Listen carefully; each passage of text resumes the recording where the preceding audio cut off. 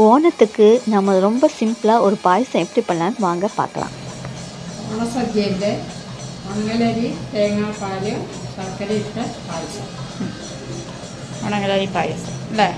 അപ്പം അതിനാവശ്യമുള്ള സാധനങ്ങൾ മങ്ങലരി, ആ ശർക്കര, ആ രണ്ടാം പാല്, ആ ഒന്നാം പാല്, ചുക്കും ഏലക്കയും പൊടിച്ചത്, ആ നെയ്യ്, വറുത്തട, അണ്ടിപ്പരിപ്പും തേങ്ങാപ്പാലും. ഓക്കെ, എന്നാൽ തുടങ്ങിയാലോ? തുടങ്ങാം. നെയ്യ് വേവിച്ചിട്ട് ആ ശർക്കര ഇട്ട് കൊടുക്കാം.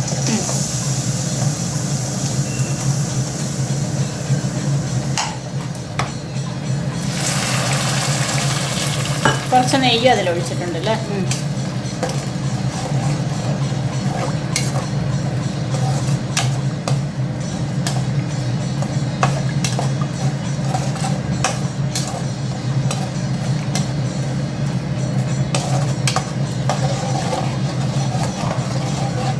ഇതൊന്ന് നല്ല ഉരുകി പാവായിട്ട് വന്നാൽ മാത്രം മതി അല്ലേ? നല്ല ഉരുകിയ മതി.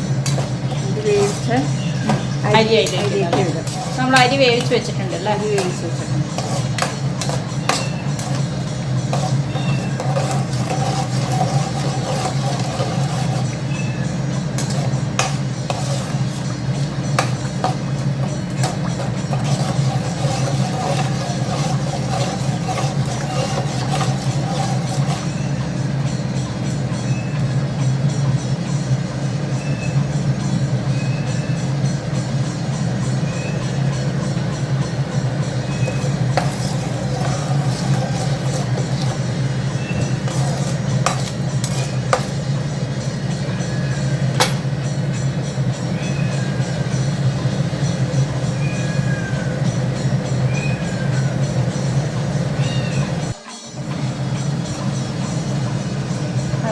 അരി വേവിച്ചത് ഇടുക. ആ ശർക്കരയിൽ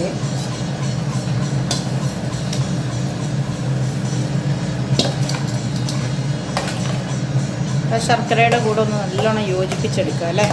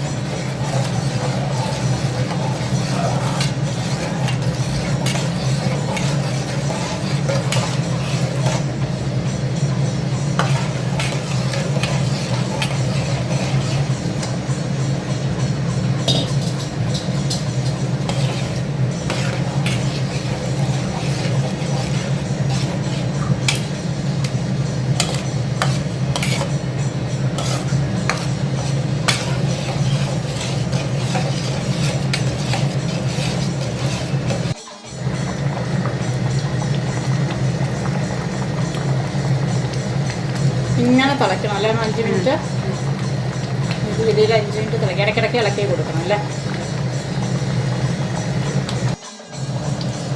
ഒന്നാം പാൽ ഒഴിക്കാം. ഇത് ശർക്കരയും രണ്ടാം പാലൊക്കെ നല്ല പിടിച്ച് ഇനി ഒന്നാം പാൽ ഒഴിക്കാം.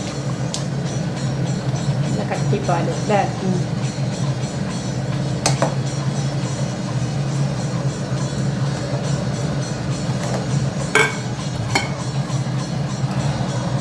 ഒഴിച്ചാൽ അതിന് തിളക്കരുത്.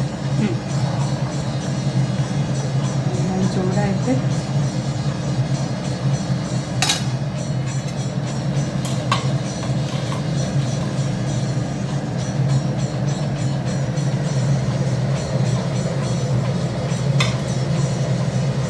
മതിയോ? ഈ ഒരു ലെവൽ വന്നാൽ മതിയോ?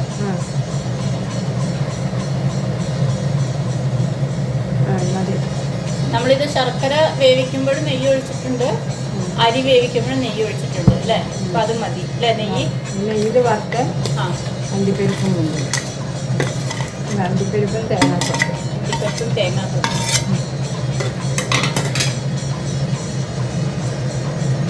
ചുക്കും ഏലക്കയും പൊടിച്ച് വെച്ചു.